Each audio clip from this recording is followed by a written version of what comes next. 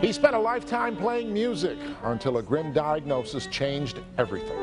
With a love that's true, always. Good.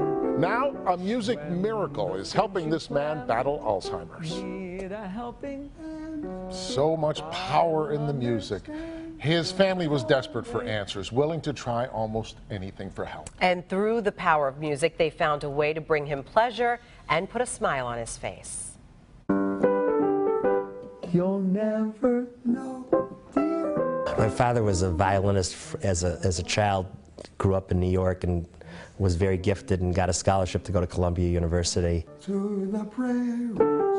89-year-old David Margolin has Alzheimer's. He first started showing signs nearly a decade ago. He's always been musical, and then when the Alzheimer's hit, the music still kept him very vibrant. He can't remember much these days. He remembers he has 10 grandchildren, but he doesn't always remember their names.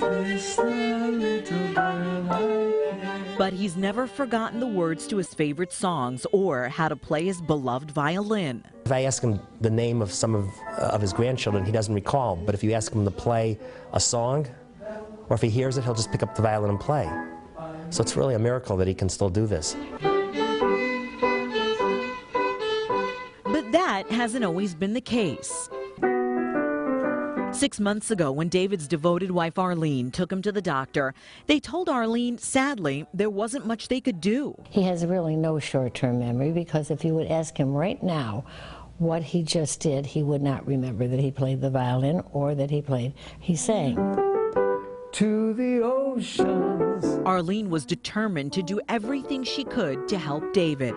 It's very painful to see a man who was and is as bright as David to get to a point where he, doesn't understand as well, doesn't express. It's very painful to watch, because David is a very, very smart man. Refusing to give up hope, they found someone who changed everything.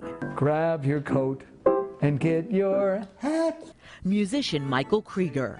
But there were times. I bring love and music and laughter to people with Alzheimer's and other kinds of dementia.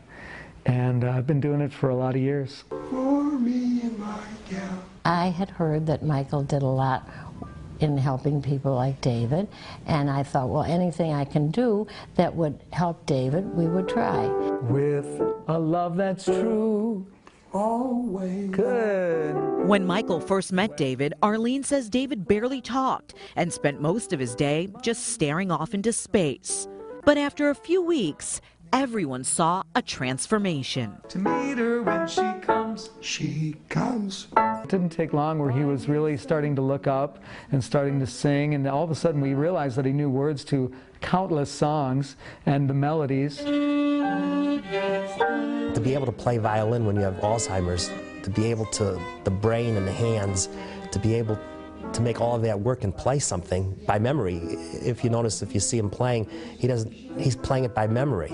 You know you make me love you. I get so much out of doing it for people. I mean, to see people reconnect with who they are when they're not always able to do that, when they have dementia, is a privilege, just to be able to help with that. I have a hard time not crying when I see him do it. It's very emotional, because I never thought he'd do it again.